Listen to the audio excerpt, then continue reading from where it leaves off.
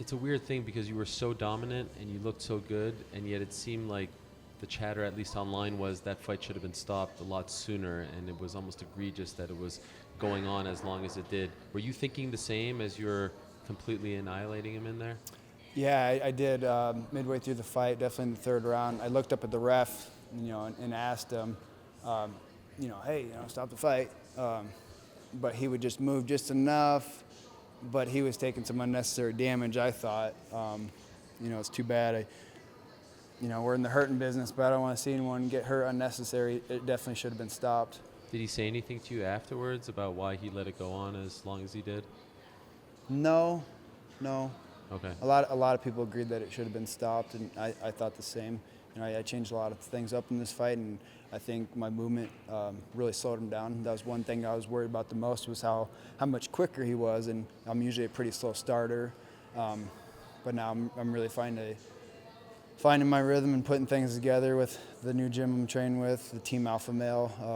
I found a new home out there in California, and I love it.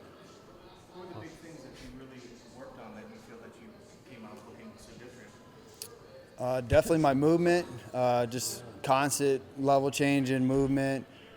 We moved clear across the country, something I've been wanting to do ever since I started fighting. Been fighting over 11 years now, and since I was just a kid, I wanted to train with Uriah Faber, and now I'm financially able to do that, and I'm doing what I love to do, fighting in the UFC.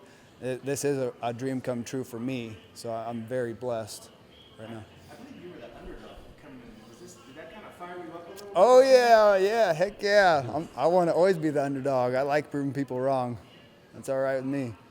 And talk a little bit about Team Alpha Male. What's the biggest thing they have such a camaraderie, they have such a team support that they seem to just boost everybody up. What's the biggest impact that you felt immediately after going to that gym? Uriah, he created a co-op academy, and everyone that comes in there, we all want to get better, so we all help each other. The atmosphere is just amazing, super positive.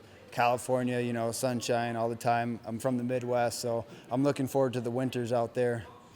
What was the strategy coming in? What was the game plan? What were you expecting to do? And was there anything that kind of surprised you? Maybe how easy it went for you?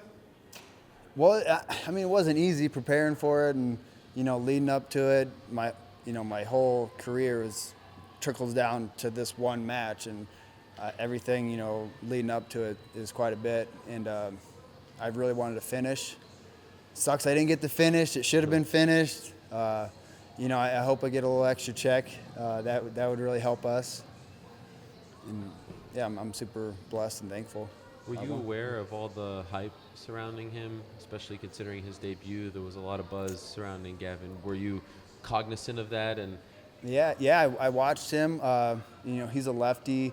He fought Sam Cecilia. He's a righty. It was a really good matchup for Gavin, and I knew that righty-lefty stance with Gavin moving around a lot, and Sam Cecilia, kind of sits down on his punches. It made him look even better. But yeah, he's super good, 10-0 coming into the fight. I was the underdog. I love that. I wish I'm always the underdog. I'm going to prove people wrong, and I'm glad I got to shut him down. Super respectful guy.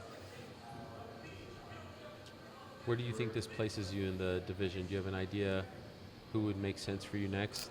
I had my eye on a few guys, but my next opponent, I'd really like to fight Andre Fili's last opponent. He had lost to Calvin Qatar? Qatar. Yep, Yeah. I'd like to fight him. Good boxer. I thought that was a pretty close fight, and it'd be nice to get the win back for the team. So that's who I want next.